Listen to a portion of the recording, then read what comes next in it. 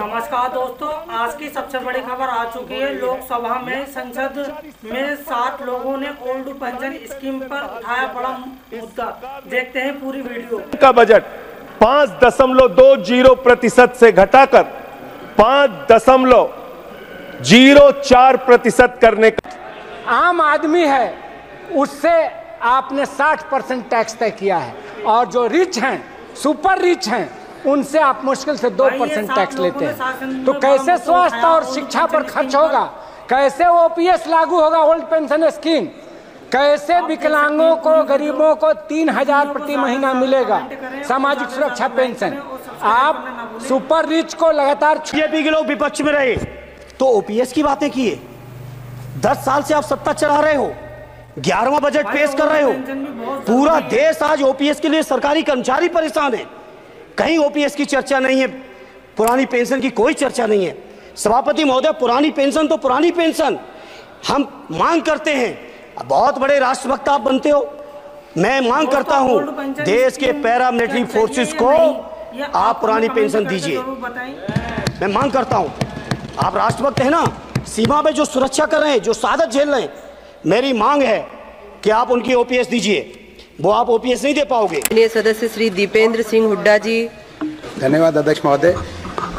केंद्रीय पुलिस बल, central armed police forces, जैसा कि हम जानते हैं कि देश की सुरक्षा में अपनी महत्वपूर्ण भूमिका निभाते हैं, जिसमें BSF, CISF, CRPF, ITBP, NSG, SSB, Assam rifles शामिल हैं।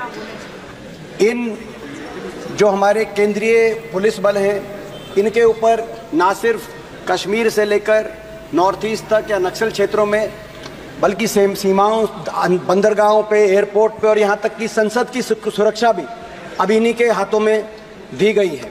इनके हितों से जुड़े हुई मैं 2-3 बातें आपके माध्यम से रखना चाहता हूँ। पहली बात, इनकी एक मांग है कि ओल्ड पेंशन स्कीम इनके लिए लागू की जाए, क्योंकि जब न्यू पेंशन स्कीम लागू करी गई देश के लिए, तो उसमें कहा गया कि new pension scheme for all employees except for arm forces in the first stage. तो उसमें आर्मी, नेवी और एयरफोर्स में आज भी ओल्ड पेंशन स्कीम चल रही है, जो कि अच्छी बात है। लेकिन उसके बाद मिनिस्ट्री ऑफ होम ने ये क्लैरिफाई किया कि ये जो सीएपीएफ हैं, ये भी arm forces of the union है, ये भी भारत संघ के सशस्त्र बल हैं, ये भी आर्म फोर्सेज की परिभाषा में आने चाहिए।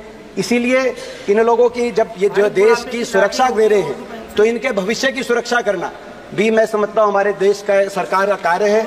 इसके साथ साथ ओल्ड पेंशन स्कीम के साथ साथ माननीय गृह मंत्री जी ने कहा था कि 100 दिन का अवकाश सुनिश्चित किया जाएगा ताकि शूटिंग के इंसिडेंट्स ना हो, लेकिन अभी तक उस पर कोई कार्रवाई नहीं की गई है।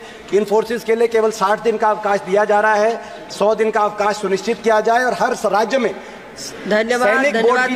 अर्धसैनिक बोर्ड का गठन हो। हरियाणा राज्य के साथ साथ हर राज्य में अर्धसैनिक बोर्ड का गठन हो, ताकि इन कर्मियों के लिए पेंशन स्कीम लागू हो, जिससे हमारे तमाम सरकारी कर्मचारियों का भविष्य बन सके।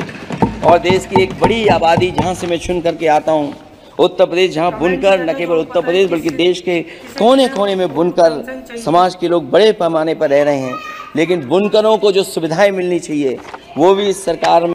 इसलिए मेरी मांग भी है कि पुरानी पेंशन को भी अध्यक्ष बहाल किया जाए। जो कर्मचारी देश की सेवा में लगे हैं, उनका भी सम्मान होना चाहिए। इसके अलावा धौरहरा उत्तर प्रदेश के सांसद आनंद भदौरिया जी ने भी ओपीएस ओल्ड पेंशन स्कीम का